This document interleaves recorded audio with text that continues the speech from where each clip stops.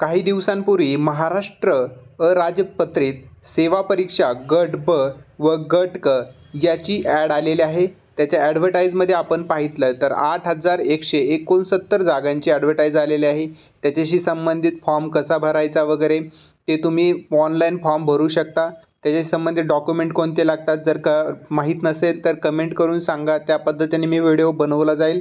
त्याच्यामध्ये आपली जी पूर्वपरीक्षा आहे म्हणजेच ह्याच्यामध्ये आपण पूर्ण सिलेबस पाहणार आहोत कसा असणार आहे पूर्वपरीक्षेसाठी. हा सगळ्यात महत्त्वाची गोष्ट आहे की पूर्वपरीक्षेला कोणता सिलेबस असेल.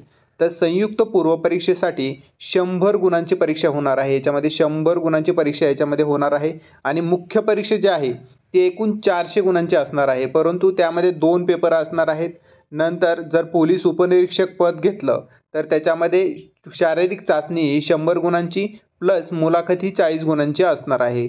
नंतर सहाय्यक मोटार वाहन निरीक्षक गट क पदाच्या पूर्वपरीक्षेकरिता सदर अभ्यासक्रम लागू. मात्र स्वातंत्र्य मुख्य परीक्षा ही 300 मार्काची स्वातंत्र्य होणार आहे.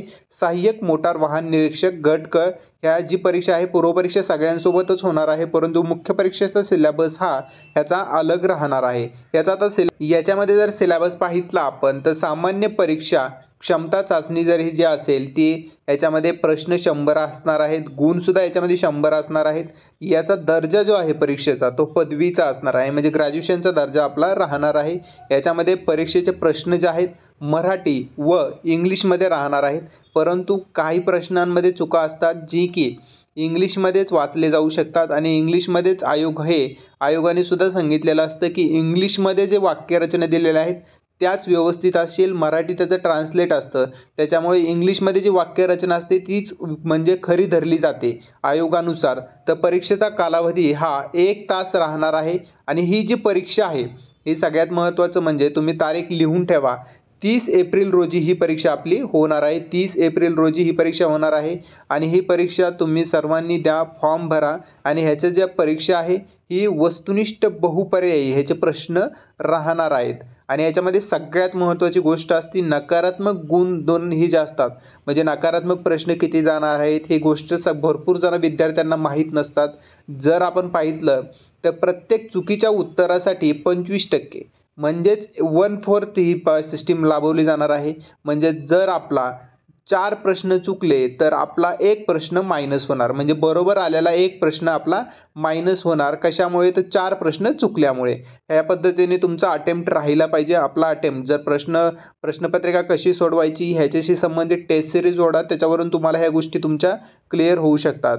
एखाद्या प्रश्नाची एकापेक्षा अधिक उत्तरे दिली असल्यास म्हणजे एखाद्या प्रश्नाचे जास्त गोल केलेले असल्यास तुम्ही ज्या उमेदवाराने उत्तरपत्रिकेत पूर्ण वर्तुळ चिन्हांकित केले नसेल अशा प्रश्नांचे उत्तर चुकीचे समजण्यात येईल. म्हणजे एखाद्या विद्यार्थ्यांनी एका प्रश्नाचे 2 जागेवर गोल केले किंवा जर वर्तुळ पूर्ण गोल केलेलं नसेल तर ते प्रश्न चुकीचा धरला जातो आणि त्याच्यानुसार 1/4 मार्क तुमचे वजा केले जातात. हे लक्षात ठेवा. वरीलप्रमाणे कार्यपद्धतीचा अवलंब करताना एकूण अंतिम गुणांची बेरीज अपूर्णांकात आली तरीही तो अपूर्णांकातच व पुढील कारवाई त्याच्या आधारे करण्यात येईल. असा प्रकारे म्हणजे अपूर्णांकातच ती तुमची बेरीज राहणार आहे. एखाद्या प्रश्नाचे उत्तर अनुत्तरित असेल तर अशा प्रकरणी नकारात्मक गुणांची पद्धत लागू होणार नाही. म्हणजे एखाद्या प्रश्नाचं उत्तर जर आयोगाने सेकंड आन्सर की काढली त्याच्यानुसार अनुत्तरित असेल तर ते प्रश्नाचे नकारात्मक म्हणजे तुमची मायनस सिस्टीम त्यामध्ये लागू होणार नाही. तुमचे तिथं निगेटिव्ह मार्किंग होणार नाही. हे सगळ्यात महत्त्वाचा पॉईंट आहे.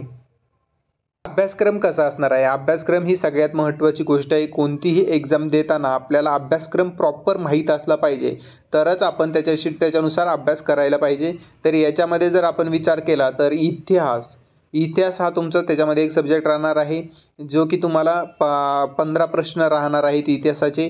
त्याच्याशीनुसार म्हणजे महाराष्ट्राचा याच्यामध्ये भारताचा विशेषतः म्हणजे आधुनिक भारताचा विशेषतः महाराष्ट्राचा इतिहास याच्यामध्ये विचारला जातो. त्यामध्ये समाजसुधारक आहेत.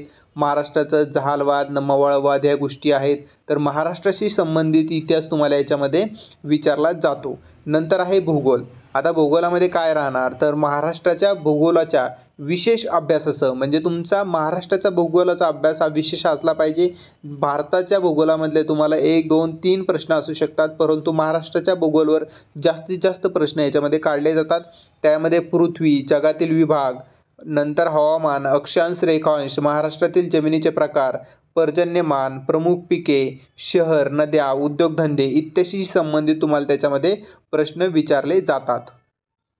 3 नंबर आहे अर्थव्यवस्था. भारताची अर्थव्यवस्था ही कशा पद्धतीने आहे त्याच्यावर तुम्हाला करंट लेवलला काही प्रश्न विचारले जातात. जो आर्थिक बजेट आहे त्याच्यावर सुद्धा काही प्रश्न आलेले आहेत. इथून मागे सुद्धा 1-2 प्रश्न त्याच्यावर आलेले आहेत. तर याच्यामध्ये राष्ट्रीय उत्पन्न, शेती, उद्योग, परकीय व्यापार, बँकिंग, लोकसंख्या, दारिद्र्य व बेरोजगारी, मुद्रा आणि राजकोषीय नीती इत्यादीशी संबंधित जे टॉपिक आहे ते तुम्ही चांगल्या पद्धतीने वाचून घ्या. तुम्ही याच्याशी संबंधित जे पुस्तक लागणार आहे, जर पुस्तके माहीत नसतील तर तुम्ही कमेंटमध्ये सांगा. तशा पद्धतीने तुम्हाला व्हिडिओ तुम्हाला करून पाठवू शकतो. त्याच्यामध्ये शासकीय अर्थव्यवस्था, याच्यामध्ये शासकीय अर्थसंकल्प, लेखापरीक्षण हे सुद्धा ह्या म्हणजे जे आहेत रिपोर्ट असतात, गव्हर्नमेंट रिपोर्ट आणि बजेट जे असतं ह्याच्यावर सुद्धा प्रश्न तुम्हाला विचारले जातात. 1, 2, 3 प्रश्नसुद्धा ह्याच्यावर येऊ शकतात आणि हे करंट लेवललाच अर्थव्यवस्थेचे प्रश्न असतात. ह्याच्यामध्ये जर चालू घडामोडी पाहितल्या तर जगात आणि महाराष्ट्रासह भारताच्या सुद्धा चालू घडामोडी विचारले जातात. जगाचे जर विचारले तर 1-2 प्रश्न राहतात, नाहीतर भारत आणि महाराष्ट्राशी संबंधित चालू घडामोडी सर्व असतात. नंतर आहे राज्यशास्त्र. भारतीय राज्यघटना ही तुमची तोंडपाठ असली पाहिजे. त्याच्यामध्ये कोणते टॉपिक आहेत, आता इथे तुम्हाला फक्त राज्यशास्त्र हा सब्जेक्ट दिलेला आहे, परंतु भारतीय राज्यघटना खूप मोठी आहे, ते तुम्ही चांगल्या पद्धतीने वाचून घ्या. याच्यामध्ये तिथे तुम्हाला टॉपिक कोणते आहेत हे काही सांगितलेलं नाही, परंतु सर्व टॉपिक तुम्हाला येतील अशा पद्धतीने वाचा. नंतर आहे सामान्य विज्ञान.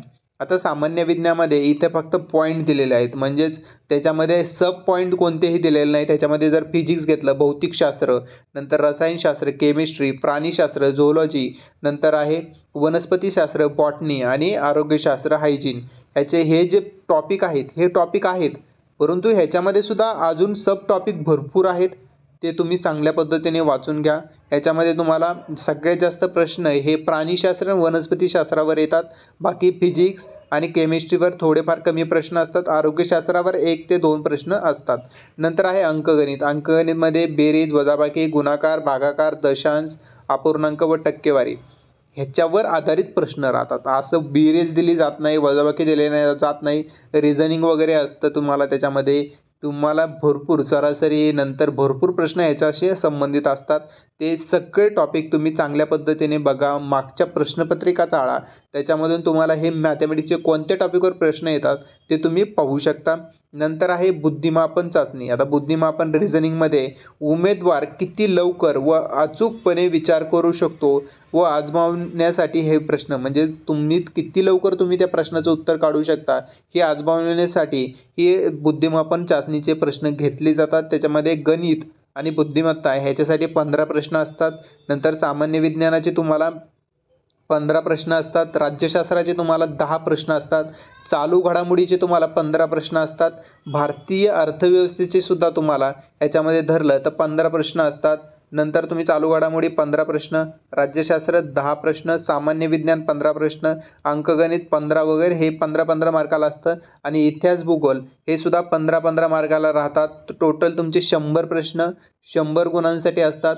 त्याच्यानुसार मग तुमचं किती मार्क्स येतात, त्याचे निगेटिव्ह सिस्टीम मायनस किती जातात, त्याच्यावरून तुमचे मार्क्स निघतात व त्यानुसार तुमचे सर्व विद्यार्थ्यांची एकाच 18 विद्यार्थी किंवा 20 विद्यार्थ्यापर्यंत घेतले जातात.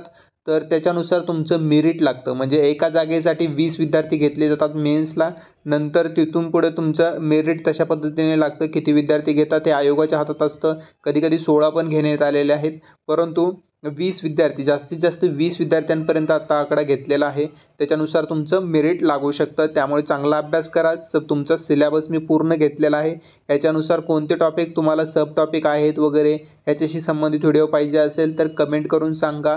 हा व्हिडिओ आवडला असेल तर शेअर करा, लाईक करा आणि चॅनलला सबस्क्राईब करायला विसरू नका. थँक्यू.